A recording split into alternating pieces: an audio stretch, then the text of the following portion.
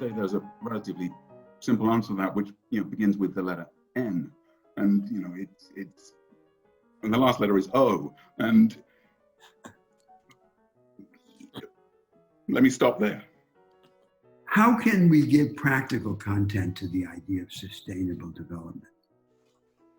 Only by developing missing linkages between the urban industrial complex and the green complex.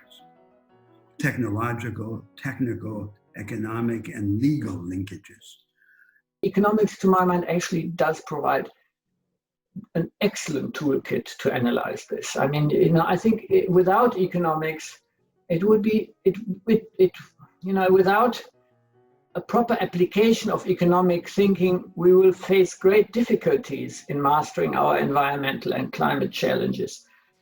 We already have done considerable damage. And the problem with tipping points is once we get beyond a certain level, it's not going to be possible to reverse it. So when it comes to the economy, often what policymakers will say is that, yes, we need to grow the economy, we need to create jobs, and environment is not a high priority. But unless we start to deal with the environment, there isn't going to be an economy. What effect does that have on the people of Bangladesh with the coastal plain, which will be flooded? I mean, a couple 100 million refugees. Where do they go? What does that do to Asia? Okay, what does it do to Asia when the dwindling water supplies in South Asia, which already leave hundreds of millions without potable water? What happens when the glaciers continue to melt, when the river flow declines, when Pakistan and India, two nuclear-armed countries, are facing water shortages and are struggling over the same water sources? How do you put that into your economic model? Both schools of thought, and they are the two dominant schools, the majority school being neoclassical, the minority being post-Keynesian, but the two schools that normally build mathematical models of the economy, and both of them have built models of capitalism in which production occurs by combining labor and capital in different ways with no role for energy. Now, that's completely false.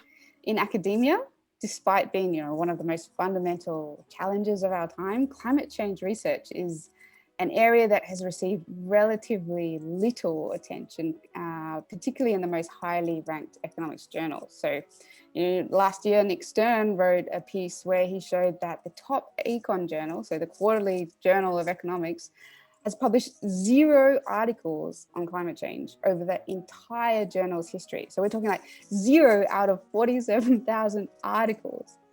One of the reasons why many economists have talked about thinking about a well-being GDP, really starting to measure many other assets like human capital, but also costs like poor healthcare outcomes or poor environmental outcomes. I mean, the idea that this does not get tallied into the GDP figure is really kind of absurd. It's not a world which is in a nice equilibrium, gets knocked off a bit by shocks and so forth. It's a world in which everything is changing, everything is evolving, everything is adapting. And we just have to learn how to deal with that in a much more pragmatic and much more modest way, but in a much more purposeful way.